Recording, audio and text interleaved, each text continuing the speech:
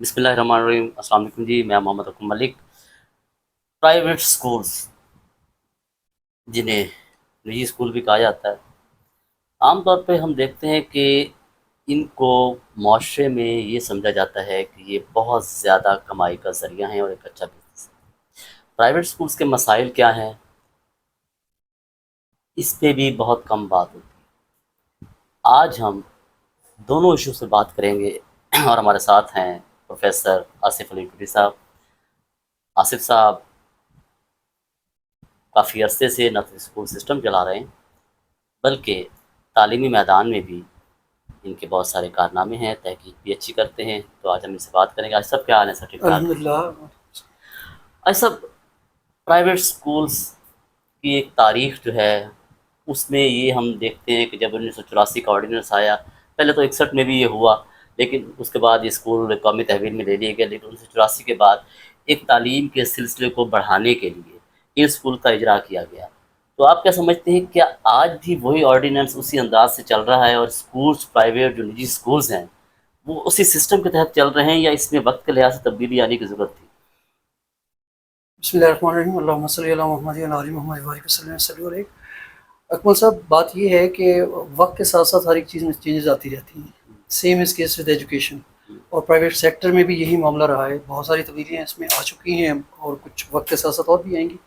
اس میں کوئی شک نہیں ہے کہ جو 1984 کا قانون تھا اس میں جو اوبلیگیشن تھیں، اس میں جو چیزیں مینشن کی گئی تھیں، اور خاص طور پہ نجی تعلیمی اداروں کے لیے جو کچھ رولز اینڈ ریگولیشن بنائے گئے تھے ان کے مطابق چلا، لیکن بہت ساری چینجز اس میں آ چکی ہیں۔ ہمارے رجسٹریشن اور ایفیلیشن کے قوانین بدل چکے ہیں، فی کے حوالے سے ہمارے جو معاملات ہیں وہ بدل چکے ہیں۔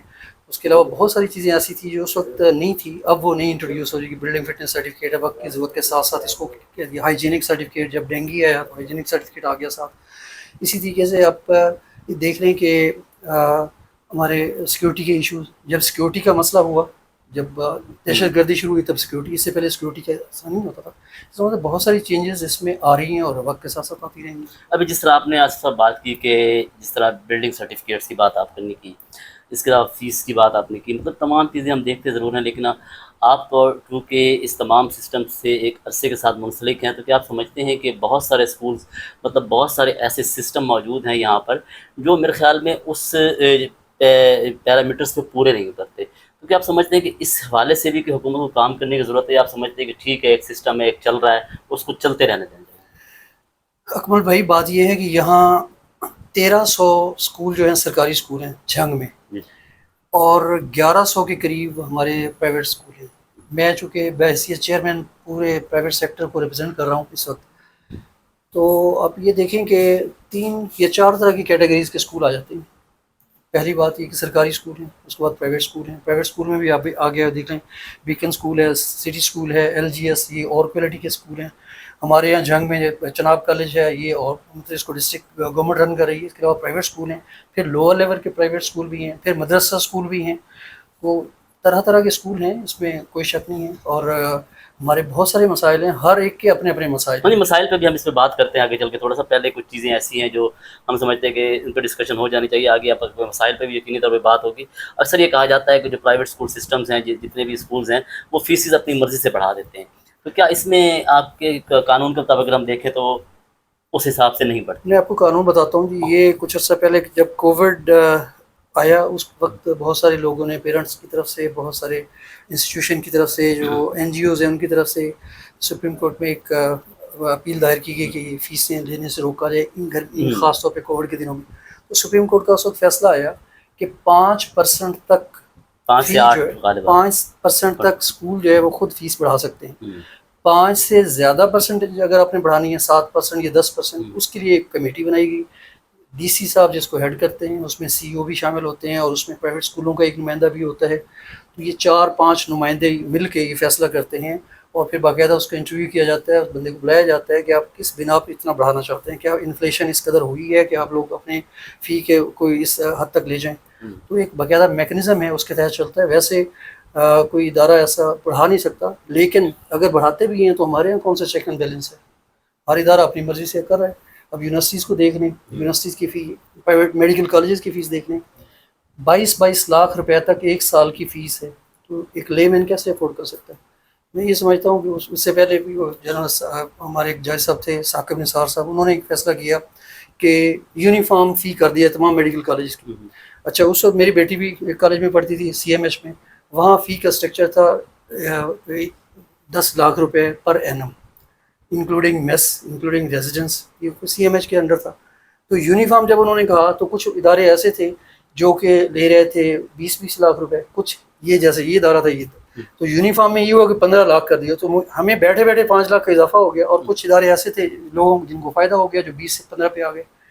تو کوئی پالیسی نہیں ہے، کوئی چیک اینڈ بیلنس کوئی نہیں ہے. اگر ہے تو اس کے لیے مطلب کہ سامنے لوگ ایسے آتے نہیں ہیں جو آ کے باقاعدہ اس کو چیک اینڈ بیلنس کریں اور اس پالیسی کو امپلیمنٹ کروانے کے لیے رول یعنی آپ یہ سمجھتے ہیں کہ یہ پالیسی میٹر ہے کہ مطلب اس کے لیے کوئی پالیسی ایسی بنائی نہیں کہ جس کو امپلیمنٹ کیا جا سکتے، یا آپ سمجھتے ہیں کہ یہ ایک خود رو بات ہے؟ نہیں، پالیسیز ہیں، بات صرف یہ کہ امپلیمنٹیشن کی بات ہے. امپلیمنٹیشن کا مسئلہ ہے. امپلیمنٹیشن ہے اور اس کے بعد چیک اینڈ بیلنس ہے. اگر آپ چیک اینڈ بیلنس رکھیں گے تو سارے معاملات درست ہو جائیں گے. اچھا ایک اور چھوٹی سی بات بھی آتی ہے کہ اسکول جتنے بھی ہیں، چاہے پرائیویٹ اسکولز ہیں، کالجز ہیں، جتنے بھی یہ کام کر رہے ہیں اس سیکٹر میں، یہ اساتذہ کی تنخواہوں کے حوالے سے لوگوں کے بڑے تحفظات ہوتے ہیں کہ وہ اگر ہم لیبر قوانین کو دیکھیں تو اس کے مطابق نہیں دی جاتی. تو کیا آپ سمجھتے ہیں کہ واقعی کچھ ایسا ہے یا صرف یہ باتیں ہوا میں ہیں؟ بات یہ ہے کہ اگر تو ہم ٹرولی اسپیکنگ بات کریں تو بھی کوئی ایسا ادارہ نہیں ہے جو اب 40,000 انہوں نے کی ہے منیمم ماس پہ چناب کالج کے، یا شاید ایک آدھ کوئی اور ادارہ ہوگا جو 40,000 پے کر سکتا ہے یا کر رہا ہوگا. اب آپ مجھے یہ بتائیں کہ فرض کو میری ایک رینٹڈ بلڈنگ ہے، اس میں میرے پاس 400 بچہ ہے اور میری فی ہے 1,000 روپے یا 1,500 روپے یا 2,000 روپے، کتنی فیس آ گئی؟ آپ دیکھیں ہمارے یہاں پرائیویٹ سیکٹر میں یہ خوبی ضرور ہے، خاص طور پہ میں اپنے اسکول کی بات کرتا ہوں کہ ہر 10 بچوں کے لیے ایک ٹیچر ہے ہمارے پاس، play group, nursery, KG، preschool کے لیے. تو اب آپ خود اندازہ لگا لیں کہ 10 بچوں کے لیے اگر ہم ایک ٹیچر ایوارڈ کرتے ہیں اور ان سے ہم 2,000 روپے پر ہیڈ لے رہے ہیں، 20,000 میں ہم نے بلڈنگ رینٹ بھی دینا ہے، الیکٹرسٹی بل بھی دینے ہیں، آپ کو DSL بھی دینا ہے، لائبریری بھی دینی ہے، اور اس کے ساتھ میڈز بھی ہیں، چوکیدار بھی ہے، الیکٹرسٹی اب آپ دیکھ رہے ہیں کہ سطح. تو یہ کون کون سی فیسلٹیز ہم ان کے پوری کریں گے؟ سو یہ کتابی باتیں تو ہو سکتی ہیں کہ 40,000 روپے دیں، لیکن والدین سے فیس کیسے لیں ہم لوگ؟ وہ تو 2,000 سے. آپ کہنے کا مقصد یہ ہے کہ جو اسٹرکچر بنایا گیا ہے اس پہ فیس کا بہت زیادہ عمل دخل ہے. وہ ارریشنل ہے، نان لاجیکل ہے، ایسا نہیں ہونا چاہیے. تو پھر کیا آپ سمجھتے ہیں کہ قوانین میں تبدیلی یا پالیسی میں تبدیلی آنی چاہیے؟ ہونا چاہیے. میں یہ کہتا ہوں کہ یہ تو اسکول ٹو اسکول اور اس کی کیٹیگریز بننی چاہیے. اگر آپ دیکھیں بیکن اسکول ہے، اگر وہ 10,000 12,000 ایک بچے سے لے رہا ہے تو دیٹ اسکول کین پے. لیکن if a school is charging only 500 or 1,000 or 2,000, how is it possible to pay 40,000 to a teacher؟ تو ایک ٹیچر تھوڑا ہے، اس میں اگر 40 ٹیچر ہیں تو وہ تو فرض کریں 20 ٹیچر ہیں، 10 ٹیچر ہیں.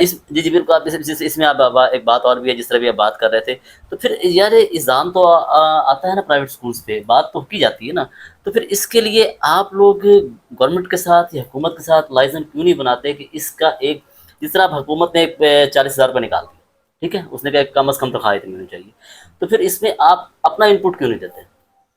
بات یہ ہے کہ کچھ بنیادی موٹیوز ہوتے ہیں، کچھ سوشل موٹیو ہوتے ہیں. اچھا بنیادی موٹیو میں جیسے آکسیجن ہے، کھانا پینا ہے، بول براز ہے، اس کے علاوہ ہمارا گرمی سردی ہے، فٹیگ ہے، نیند ہے، یہ تو بنیادی ضروریات ہے، یہ گورنمنٹ کا فرض ہر حالت میں پوری کرنی. سوشل نیڈز جو ہیں اس میں ایجوکیشن بھی ایک ہے.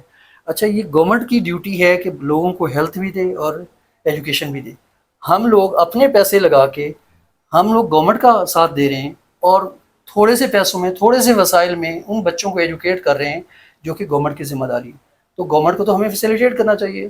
EOB، old age benefit tax ہمارے اوپر، سوشل سیکورٹی ہمارے اوپر، اب بلدیہ کا ٹیکس ہمارے اوپر، ٹائلٹ کیوں جاتے ہیں، گٹر ٹیکس ہمارے اوپر.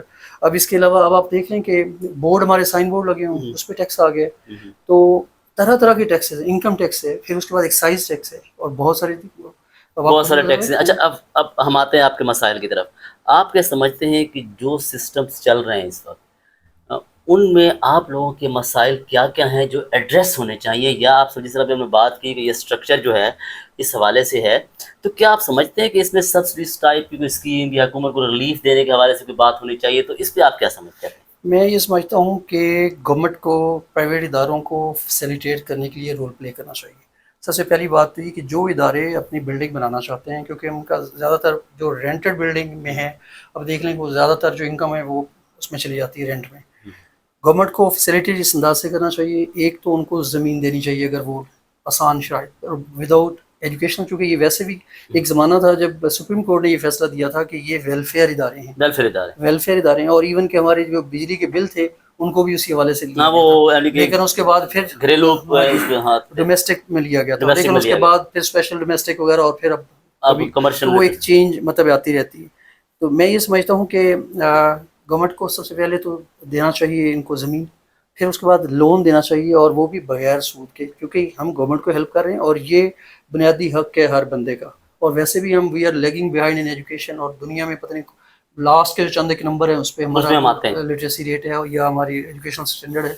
اچھا اس قسم کی تجاویز آپ کو میرے خیال میں حکومت کو دینی چاہیے، آپ کے نیگوسیشن بھی ہوتے ہوں گے، کیا آپ نے کبھی اس قسم کی تجاویز دی بھی ہیں یا صرف یہ ہمارے جو لوکل مسائل ہیں نا، میں سیلیوٹ کرتا ہوں ویسے ڈی سی صاحب کو، میں کبھی کسی ڈپٹی کمشنر کے پاس کم ہی گیا ہوں، ان کے پاس گئے، ہمارا ایک ویمن چیپٹر تھا خواتین کا، یہ اس میں پرائیویٹ اسکول کے جو اچھا دیکھیں نا 900 کے قریب اسکول ہیں جو میل حضرات چلا رہے ہیں، اور 199 اسکول اور کالجز جو فیمیل چلا رہی ہیں جھنگ میں، تو ان کا ہم نے ایک الگ چیپٹر بنایا، اس کی وہ چیکنگ سیرمنی تھی، ڈی سی صاحب آئے، ڈی سی صاحب کے سامنے میں نے 11 مطالبات رکھے، اور انہوں نے مہربانی کرتے ہوئے 11 کے 11 مطالبات ہمارے تسلیم کرے۔ جو لوکلی ہمارے مطالبات تھے اس میں بلڈنگ فٹنس سرٹیفکیٹ میں مطلب ایک بندہ انہوں نے اتھرائز کیا ہوا ہے، وہی 10,000 روپے لیتا ہے، اور آخر میں یہ لکھ دیتا ہے کہ اگر بلڈنگ کوئی کولیپس ہو گیا یا مسائپ ہو گیا میں ذمہ دار نہیں ہوا۔ میں نے کہا پھر 10,000 کس چیز کا لیتا ہے؟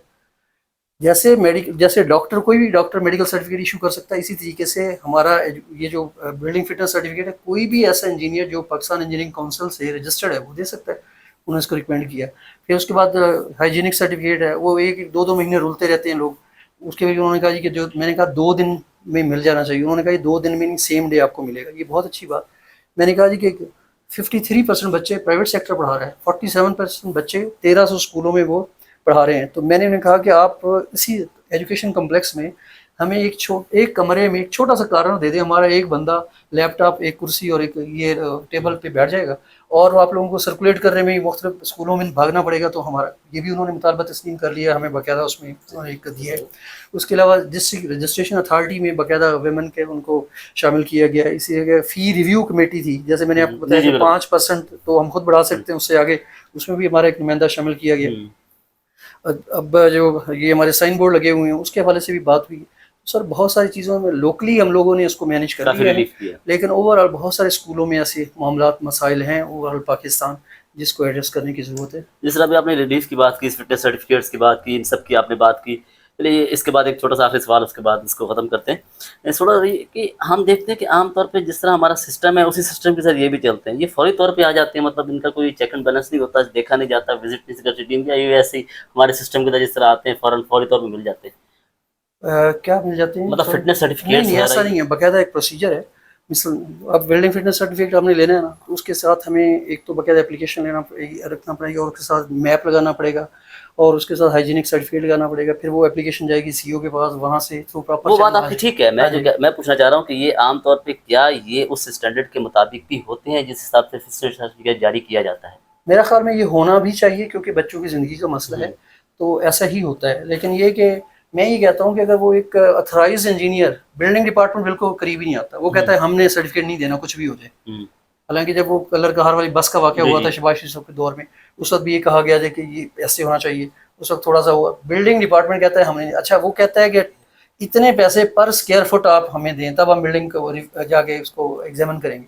تو میرا خیال میں اتنا ہمارے اسکول کا بجٹ نہیں ہوتا جتنا ہمارا پیسے بچ جاتے ہیں۔ اچھا ایک آخری سوال، آپ ماہر تعلیم بھی ہیں، آپ ایک اسکول سسٹم بھی چلا رہے ہیں، کیا جس طرح کی کیٹیگرائزیشن یا جس طرح کی ترتیب ہمارے اسکولوں میں موجود ہے، بیکن ہاؤس ہو گیا، پھر آپ کا سسٹم آ جاتا ہے، پھر ایک نچلا سسٹم آ جاتا ہے، پھر اس طرح سرکاری اسکول آ جاتے ہیں، تو کیا آپ سمجھتے ہیں کہ اس طرح طبقاتی نظام تعلیم میں اضافہ نہیں ہو رہا، کہ ہمارے معاشرے میں طبقاتی تقسیم اس سے تعلیم میں بڑھ نہیں رہی؟ بالکل بڑھ رہی ہے، اس میں کوئی شک والی بات ہی نہیں ہے۔ اب آپ دیکھ لیں نا، یہاں سے دیکھ لیں آپ، ایک لے مین کے سمجھنے کے لیے اتنا ہی کافی ہے کہ اب ایک بندہ ایچ ایس این میں پڑھ رہا ہے، ایل جی ایس میں پڑھ رہا ہے، بیکن یونیورسٹی میں پڑھ رہا ہے، اب دیکھیں کہ یہی وہ لوگ ہیں جو ہماری گورنمنٹ میں آتے ہیں، ٹھیک ہے نا۔ اب یہاں کے نیچے جو نچلا طبقہ ہے اس کو انہوں نے رکھا ہی اسی مقصد کے لیے کہ وہ ایک ود شیکی یونیفارم، جو ایک پینٹ شرٹ ایک بندے جناب وہ آپ لوگ تیار کر لیں گے، اور زیادہ سے زیادہ کلرک بن جائیں گے یا چھوٹے موٹے بزنس کر لیں گے، اس کے علاوہ باقی اب نیچے اور چلے جائیں تو اب ہمارے مدرسہ اسکول جو ہیں ان کی حالت ویسے بھی ابتر ہے، ان کو وہ اسٹیٹس دیا ہی نہیں نہیں مل جاتا پاتا. جو دینا چاہیے ان کو. ٹھیک ہے، ایک زمانہ ایسا تھا، دیکھیے نا پاکستان کی جو بننے کی تحریک میں اسکولوں کا ہی رول ہے نا. اب آپ دیکھ لیں اس وقت اسلامیہ انجمن اسلام انجمن یا حمایت دیکھ لیں اسلام، اسلامیہ یہ اسکول انہوں نے بنایا اسلامیہ تھا. اسکول. انجمن یہ جو حسینیہ تھی، انہوں نے حسینیہ اسکول آج بھی ہیں بالکل بالکل. اور ان کا اسٹینڈرڈ بھی اچھا تھا. لیکن اگر ان کو فیسیلیٹیٹ کیا جاتا ہے، ٹیچرز بہت اچھے ہیں، ان کو لیبارٹریز دی جاتی ہیں، اس میں پریکٹیکلس کا ایک سسٹم کیا جاتا ہے، اس میں چیک اینڈ بیلنس کیا جاتا ہے، اور ان لوگوں کو بھی اتنا ہی. دیکھیں وہاں آج تک آپ نے سنا ہے کہ بیکن اسکول سے یا وہاں کچھ ایسے برین نکلے ہیں جو، اب آپ جھنگ کو لے لیں، ڈاکٹر عبدالسلام صاحب کا تعلق یہیں بہت سے سارے نام ہے جی، بہت سارے نام نام ہے، وہ بہت مطلب سارے کچھ نام پولیٹیکلی آ جاتے ہیں، ہیں. کچھ میں وہ لینا نہیں وہاں وہ چاہتا، بہت کچھ سارے نام ہیں، مطلب اس کو. لیکن انٹلیکٹ یہاں ہے، زرخیز زمین ہے ہماری پورے پاکستان میں جہاں بھی جائیں. یہ جو میں یہ سمجھتا ہوں کہ یہ جو لے مین کی تعلیم ہے نا، یہ سب کو ایک جیسی ہی تعلیم دینی تعلیم چاہیے. سب کے لیے یکساں ہونی چاہیے. تعلیم اگر ایک جیسی ہوگی تو سب کو ایکول مواقع ملیں گے آگے بڑھنے کے. اور اگر اسی طریقے سے طبقاتی تعلیم کا سلسلہ جاری رہا تو پھر میرے خیال میں ہم آگے لازم بات بہتر. ہے جو اوپر والا طبقہ ہے ہاں وہی اس کو بالکل. میں آئے گی. تھینک یو ویری مچ سر، بہت بہت شکریہ آپ کا. عام طور پہ ہم اکثر سنتے ہیں کہ 25A کی بڑی بات کی جاتی ہے کہ تعلیم کی فراہمی ریاست کی ذمہ داری ہے. ہم یقینی طور پہ پرائیویٹ اسکول سسٹم سے بہت سارے سوالات اٹھاتے ہیں، لیکن ہم ان کی خدمات سے بھی انکار نہیں کر سکتے.